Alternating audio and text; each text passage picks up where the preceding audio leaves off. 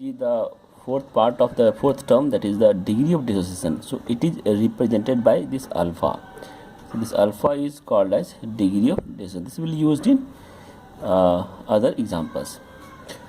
Now, a strong electrolytes, practically this strong electrolyte is completely ionized in solution at all concentration, means their electrical conductivity remains practically same with dilution. Means if you mix water in the strong electrolyte into water, then you increase the amount of water, so what will happen, it will be always be completely ionized whatever the concentration you will take it. But in case of weak electrolyte, if you put this weak electrolyte in water, so its dissociation will increase with dilutions. Okay, so when you increase dilution, its dissociation will increase, means it will increasing like 1%, 2%, 3%, 4%. So actually their dissociations are already we discussed is the 1 to 5%. But if you increase the amount of water, it will increase 6%, 7%, like that. And it reaches a maximum limit. What is the maximum limit in very dilute solution? That is, if you take the in maximum limit means that we are discussing that infinite dilution. So in these cases, the degree of dissociation of a weak electrolyte is increases with dilution, and it reaches the maximum, that is the 100%. 100% means it is totally converted into the the molecule is fully converted into this one ionized. So that is called 100%. Means suppose you are taking acetic acid, so here is acetic acid, and if you are diluting in the water with infinite dilution, then all molecules of acetate convert into acetate ion plus H+. This is called 100% dissociation. So this is possible in with weak electrolyte when you take infinite dilution. Means in this case again alpha becomes 1. So what is the meaning of degree of dissociation? The degree of dissociation means the number of molecules of the electrolyte. It can be weak, it can be strong, which is dissociated as ions, and total number of molecules of the electrolyte dissolved. Suppose I am taking one molecule of CH3COH and it is dissociated into 2 ions. So these 2 ions are the degree of dissociation, but it is taking in percentage. In terms of percentage ionization of the electrolyte divided by 100. So now we'll see next what are the factors that affecting the degree of dissociation of electrolytes.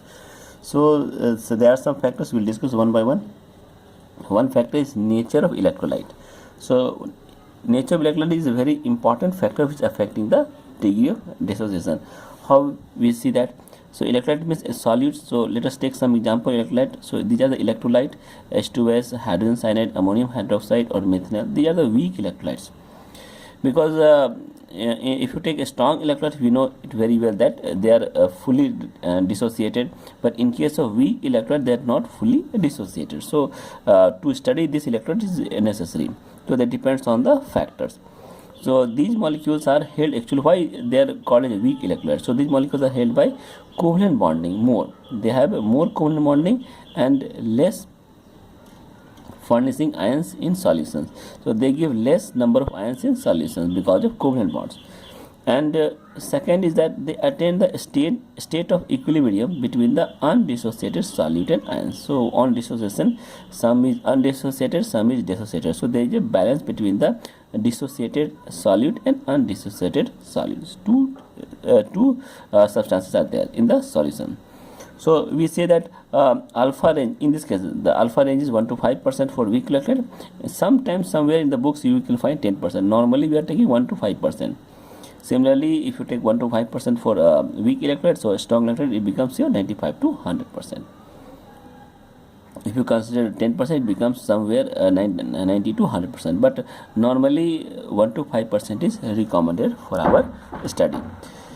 So it is very clear that a strong electrolyte is almost completely ionized, while the weak electrolytes do not ionize completely unless and until the solution is infinite dilution.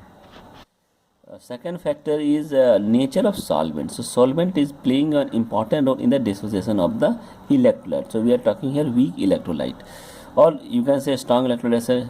So what is the main function of solvent? Solvent means it weakens the electrostatic force of attraction between the two ions. Means the force of attraction between two ions may be ionic. So when you the solvent, what they do, they separate the two ions whatever the force of attraction is there, if it is electrostatic or covalent, they will separate these two ions. So we have to search those solvents which have this ability to separate them. That is called as the dielectric constant of solvent. In separation power of the solvent is known as by this term known as dielectric of solvent. So if the dielectric constant of solvent is greater, dielectric constant of solvent is greater, then there is a greater is the degree of dissociation of the electrolyte, because it is a power ability, or you can say power of the solvent to dissociate the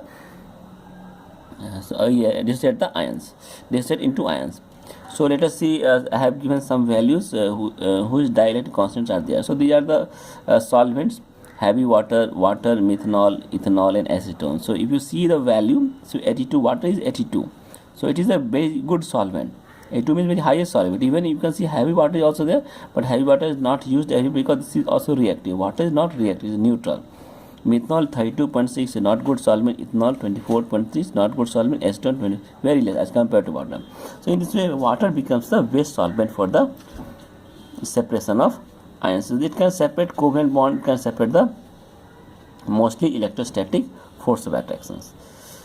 So here some notes are there, that is dielectric constant of vacuum is 1. Dielectric constant of vacuum is 1, and that of air is 1.0054. So normally we take we are expressing die constant of substance with respect to vacuum. Means suppose if water has 82, means this is a ratio we are comparing with respect to vacuum. So 82 by 1 becomes a dielectric constant of water. So keep this thing in mind. Small thing is there, but you should keep in this mind also.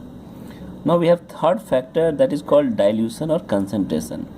So here one thing is you should note in your mind, extent of ionization is inversely proportional to the concentration of the solution. Extent of ionization means that is again dissociation. If the concentration is more, dissociation will be less. If the concentration is less, dissociation will be more. So this is the inversely proportional.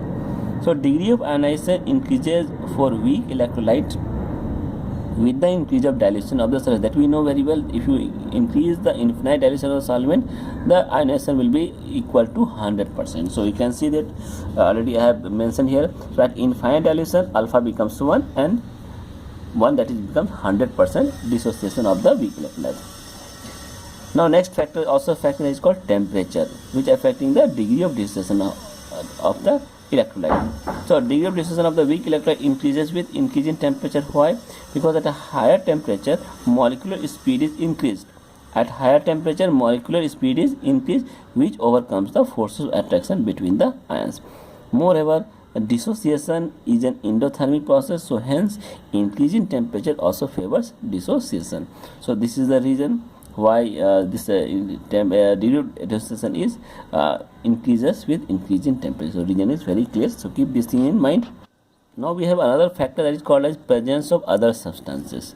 So again, degree of dissociation of weak electrolyte is suppressed by presence of common ion. So one term I am mentioning, common ion. So how common ion is suppressing the dissociation of the weak electrolyte? Only weak electrolyte, not strong electrolyte. So keep in mind. So this is a common ion which is furnished by the strong electrolyte. So a strong electrolyte is furnishing common ion which is suppressing the dissociation of the weak electrolyte, and this phenomenon is called as the common ion pair. Let us take example to understand this thing. Suppose I have taken one weak electrolyte that is called as the acetic acid. When you put acetic acid in water, so that definitely it will dissociate into some ions, because it has some extent of ionization, so it will become so acetate plus H plus ion in the water solvent. Now in this solvent you just add one salt, that is called as sodium acetate. Now this is a strong electrolyte, so this will undergo complete ionization. So don't write this one, this will be complete ionization, this will be your acetate plus sodium. So now in the solvent we have acetic acid and sodium acetate. So with the help of these two molecules are there, and this is also converted to this and this, but this is converting completely, this will convert completely. So what will happen, these two ions become common to each other.